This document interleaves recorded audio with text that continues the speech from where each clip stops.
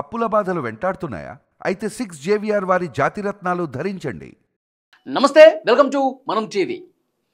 విమానం హైజాక్ చేయబోయారు. బెంగళూరు నుంచి వారణాసికి వెళుతున్న విమానంలో ఉగ్రవాదులు చొరబడి విమానాన్ని హైజాక్ చేసే ప్రయత్నం చేశారు. ఇది ప్రస్తుతం సోషల్ మీడియాలో విపరీతంగా వైరల్ అవుతున్నటువంటి వార్త. ఏ విధంగా హైజాక్ చేయబోయే ప్రయత్నం చేశారు? బెంగళూరు నుంచి వారణాసికి బయలుదేరిన విమానంలో ఉదయం 8 గంటల సమయంలో ఒక ప్రయాణికుడు, విమానం గాల్లోనే ఉంది, ఒక్క ప్రయాణికుడు లేచాడు సీట్లో నుంచి.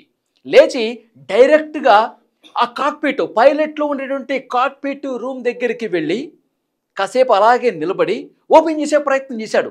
అక్కడున్న ప్రయాణికులందరూ, చైర్లో కూర్చున్న వాళ్ళందరూ ఒక్కసారిగా షాక్ అయిపోయారు. పైలట్లో ఉన్న దాంట్లోకి పోయి పైలట్లో ఉన్నటువంటి ఆ క్యాబిన్లోకి, ఆ కాక్పిట్ రూమ్ని తెరిచే ప్రయత్నం చేశాడు. అక్కడ సిబ్బంది కూడా ఒక్కసారిగా షాక్ అయిపోయారు. ఎందుకంటే అందులోకి లోపలికి వెళ్ళే ప్రయత్నం ఎవరూ చేయరు. అసలు అటువైపు అసలు ఎవరూ కూడా పోకూడదు, పోరు. మరి ఈ ప్రయాణికుడు ఉన్న పడంగా ఫాస్ట్గా నడుచుకుంటూ అక్కడికి ఎందుకు వెళ్ళాడు? డోర్ని తీసే ప్రయత్నం చేశాడు, గట్టిగా కొడతా ఉన్నాడు. వెంటనే సిబ్బంది అలర్ట్ అయిపోయారు. ఏం జరుగుతుంది? ఇతను అక్కడ పైలట్ చూశాడు.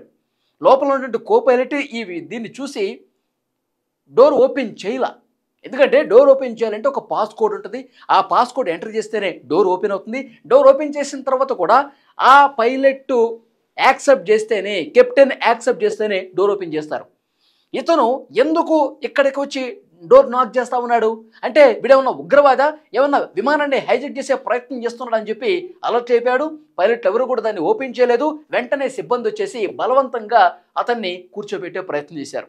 ప్రస్తుతం ఇది ఆ విమానంలో జరిగినటువంటి ఘటన.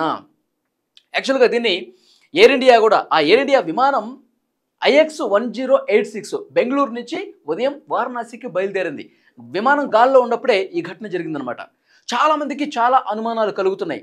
తర్వాత ఎయిర్ ఇండియా ఎక్స్ప్రెస్ ఆ విమానం సంబంధించినటువంటి అధికారులు ఇన్ఫర్మేషన్ ఇస్తూ ఉన్నారు. అతను టాయిలెట్ కోసం వెళుతూ ఉన్నాడు, టాయిలెట్ అనుకుని అటువైపు వెళ్ళాడు. ఇతనేదో హైజాక్ చేసేటువంటి మనస్తత్వం అవుతుంది కాదు, ఆ ఉద్దేశంతో అక్కడికి రాలేదు అని చెప్పి లైట్ తీసుకున్నారు. కానీ ఇప్పటికీ చాలామందికి అనుమానం ఉంది. అతను హైజాక్ చేసే ఉద్దేశంతోనే, ఒకవేళ డోర్ ఓపెన్ చేస్తే హైజాక్ చేసేవాడు, దాన్ని దారి మరల్చేవాడు, ఇది ఒక ఉగ్ర కుట్ర అని చెప్పి అనుమానాలు వ్యక్తమవుతున్న పరిస్థితి. ఇతనే కాదు, ఇతనితో పాటు ఆ విమానంలో 8 మంది అదే ఉద్దేశంతో ఉన్నారని చెప్పి కొంతమంది మాట్లాడుతూ ఉన్నారు. ఒక వార్త బయటకు వస్తూ ఉంది. నిజంగా డోర్ ఓపెన్ చేస్తే కనుక ఒక్కసారిగా అందులోకి ఎంటర్ అయిపోతే ఈ మిగతా ఉన్నటువంటి 8 మంది కూడా తమ నిజ స్వరూపాన్ని బయటపెట్టేసి ఒక్కసారిగా పైకి లేసి విమానాన్ని హైజాక్ చేసేసేవాళ్ళ, బెదిరించేవాళ్ళ, తుపాకులు చూపించి. అఫ్కోర్స్ విమాన ప్రయాణం చేసేటప్పుడు చెకింగ్ చేస్తారు. అలాంటి మారణాయుధాలు ఉంటే ఎయిర్పోర్ట్లోనే పట్టేసుకుంటారు. కానీ అలాంటివి లేకపోయినా హైజాక్ చేసే ఉద్దేశంతో వాళ్ళు పైలట్లను బెదిరిస్తే, అందులో ఉన్న సిబ్బందిని బెదిరిస్తే ఏంటి పరిస్థితి? ఇది చాలామంది అనుమానం వ్యక్తం చేస్తున్నటువంటి పరిస్థితి ఉంది. ఎందుకంటే దేశంలో కొన్ని ఉద్రిక్త పరిస్థితులు అట్లా కనిపిస్తున్నాయి. ఆపరేషన్ సింధూర్ చేశాం మనం, పాకిస్తాన్ అక్కడ ఉన్నటువంటి ఉగ్ర మూకల్ని తరిమి కొట్టేశాం. మసూద్ అజర్ లాంటి అంతర్జాతీయ ఉగ్రవాదుల ఫ్యామిలీలో 10 మందిని మన బలగాలు లేపేశాయి. ఆపరేషన్ సింధూర్ సూపర్ సక్సెస్ అయింది. ఇంకా దాన్ని మనసులో పెట్టుకొని ఉన్నారు ఉగ్రవాదులు. దెబ్బకి దెబ్బ తీయాలి, ఏదో ఒక రోజు దొంగ దెబ్బ తీయాలి అని ఉగ్రవాదులు కంట కనిపెడుతూ ఉండొచ్చు. మనల్ని దొంగ దెబ్బ కొట్టాలనే ఆలోచన చేస్తూ ఉండొచ్చు. ప్రస్తుతం కొంత ఉద్రిక్త పరిస్థితులు ఉన్నాయి. నిన్నగాక మొన్న కాల్పుల విరమణ ఒప్పందాన్ని తొంగలో తొక్కేసింది పాకిస్తాన్. సరిహద్దులో, నౌగాం దగ్గర సరిహద్దులో కాల్పులు జరిపారు కదా పాకిస్తాన్ సైనికులు. అంటే ఏదో జరుగుతోంది. పాకిస్తాన్ మన దేశం మీద ఏదో ఒక రకమైనటువంటి దాడి చేయాలన్న ఒక ఆలోచనతో ఉంది. అక్కడి నుండి ఉగ్రవాదులు మన దేశంలోకి ఏదో రకంగా పంపించి మన దేశం మీద దాడి చేయాలన్న ఉద్దేశం ఉంది. కాబట్టే ఇలాంటి ఘటనలు జరుగుతున్నాయని చెప్పి అనుమానం వ్యక్తం చేస్తూ ఉన్నారు. నిన్న ఇండియా పాకిస్తాన్ మ్యాచ్లో ఏం జరిగింది? పాకిస్తాన్ క్రికెటర్ ఒకడు 50 కొట్టాడని చెప్పి బ్యాట్ పైకి తీసి గన్ ఫైర్ చేస్తూ ఉన్నాడు. సెలబ్రేషన్స్ అట. గన్ ఫైర్ దేనికి చేస్తావు నువ్వు?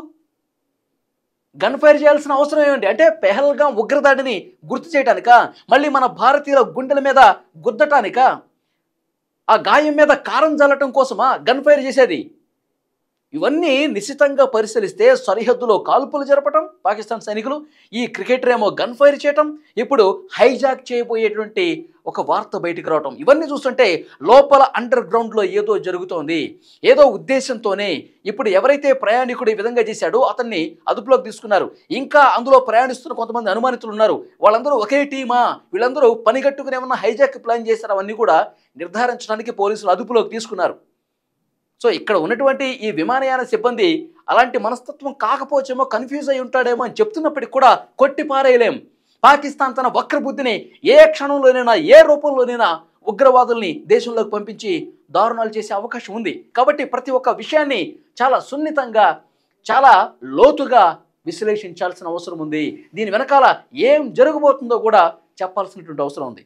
సో డెఫినెట్గా ఈ హైజాక్కు సంబంధించి త్వరితగతిన ఇన్వెస్టిగేట్ చేయాలా, లోపల ఏముంది, ఈ ప్రయాణికుడు ఎవడైతే డోరు కొట్టాడో అతను ఎవరితో కాంటాక్ట్లోకి వెళ్ళాడు, ఎవరెవరితో గత కొన్ని రోజులుగా మాట్లాడాడు, నిజంగా ఇతను ఉగ్రవాది మనస్తత్వమేనా, ఇవన్నీ వెలికి తీయాల్సిన అవసరం ఉంది. ఎందుకంటే భారతీయుల ప్రాణాలకు సంబంధించినటువంటి విషయం, భారతీయుల రక్షణ, ప్రయాణికుల రక్షణకు సంబంధించినటువంటి విషయం. సో డెఫినెట్గా చాలా సీరియస్గా ఇన్వెస్టిగేట్ చేయాల్సిన అవసరం ఉంది.